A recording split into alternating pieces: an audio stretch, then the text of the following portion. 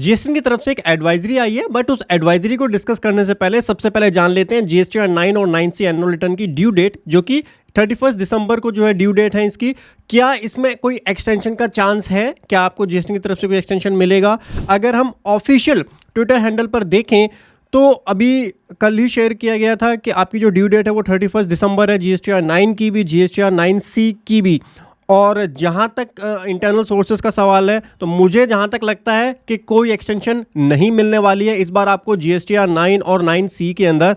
अब बात करते हैं लेकिन एमसीए की जो ड्यू डेट है 31 दिसंबर, एमसीए के अंदर काफ़ी ज़्यादा पोर्टल के अंदर दिक्कत अभी भी आ रही है। वहाँ पर मैं डिमांड करता हूँ कि एमसीए के अंदर थोड़ी सी एक्सटेंशन देनी चाहिए और पोर्टल में भी सुधार करने की ज़रूरत है। एमसीए का पोर्टल बहुत ही बेकार काम कर रहा है पिछले कपल ऑफ मंथ्स के अंदर। इस मंथ दिसंबर महीने में तो बहुत ज़्यादा बेकार तरीके से उसने काम किया है, तो वहाँ पे मैं डिमांड करता हूँ कि एक्सटेंशन मिलनी चाहिए। बस 9 और 9C के अंदर मुझे डिमांड भी नहीं करनी है, बिकॉज ऑलमोस्ट हमारा काम भी डन हो चुका है और कोई उम्मीद भी मुझे लगती नहीं है कि आपको एक्सटेंशन मिलने वाली है। चलिए गाइस, डिस्कस करते हैं इंपॉर्टेंट एडवाइजरी को जो कि अभी रिसेंटली आई है। 2 लेजर होते हैं जीएसटी पोर्टल के ऊपर, एक electronic credit reversal and reclaim ledger, दूसरा होता है RCM liability and ITC statement ledger. अब इन दोनों लेजर की अगर बात करें तो जो आपका credit reversal and reclaim ledger होता है, इसके अंदर बेसिकली आप क्या करते हैं, जो भी आईटीसी आपने टेम्पररी नेचर में रिवर्स किया है, जीएसटीआर 3B की टेबल नंबर 4B2 के अंदर आप टेम्पररी नेचर का रिवर्सल करते हैं। तो जब आप रिवर्स करते हैं तो वो इस लेजर के अंदर जाकर के क्रेडिट हो जाता है अमाउंट।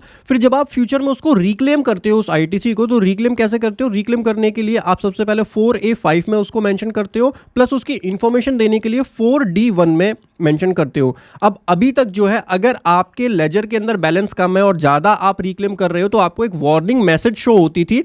तो अब जो है वो वार्निंग मैसेज की जगह आपका वैलिडेशन चेक पोर्टल के ऊपर लगने वाला है, और अब आपका जो भी बैलेंस आपके पास अवेलेबल है इस लेजर में, उससे ज़्यादा आप रिक्लेम नहीं कर पाओगे। ये वाला वैलिडेशन चेक पोर्टल के ऊपर लगने वाला है, इसका आप ध्यान रखेंगे। यहाँ पे एक क्वेश्चन और आएगा, ओपनिंग बैलेंस जो है, ये वाला जो लेजर है ये स्टार्टिंग से तो पोर्टल पे था नहीं, अगस्त 2023 के अंदर ये वाला लेजर जो है वो पोर्टल के ऊपर ऐड किया गया। तो उससे पुराना जो टेम्पररी नेचर का आईटीसी था उसके लिए आपको ओपनिंग बैलेंस डालने के लिए कई बार विंडो ऑलरेडी ओपन की गई थी, तो आपने ओपनिंग बैलेंस डाला होगा ऑलरेडी, एंड अब आप उसको इजीली रिक्लेम कर सकते हो।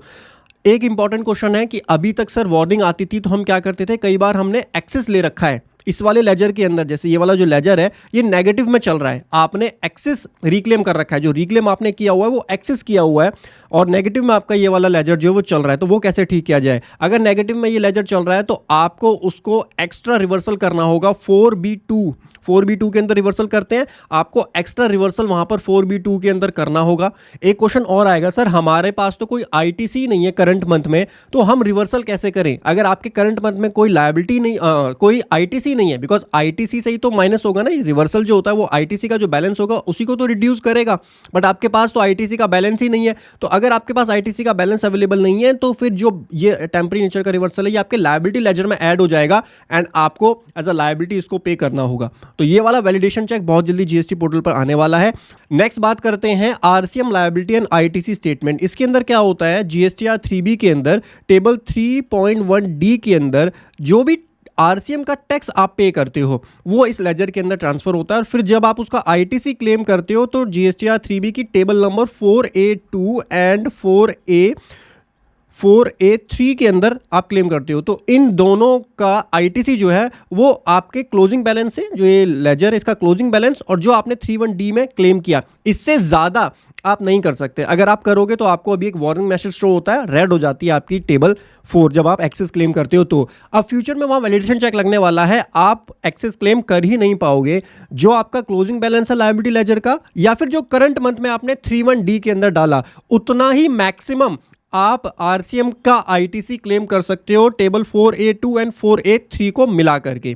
तो ये वैलिडेशन चेक भी पोर्टल के ऊपर लगने वाला है। यहाँ पे भी ये क्वेश्चन आएगा कि सर अभी तक तो वैलिडेशन चेक नहीं था, अभी तक तो केवल ये था कि वार्निंग आती थी। तो अगर हमने एक्सेस ऑलरेडी क्लेम किया हुआ है और हमारा नेगेटिव में ये लेजर चल रहा है तो क्या होगा? अगर नेगेटिव में लेजर चल रहा है तो आप क्या कर सकते हो, 3.1D के अंदर जो भी नेगेटिव अमाउंट है वो 3.1D के अंदर एज आरसीएम लायबिलिटी को पे कर दो, तो आपका वो नेगेटिव लेजर भी जो है वो क्लियर हो जाएगा।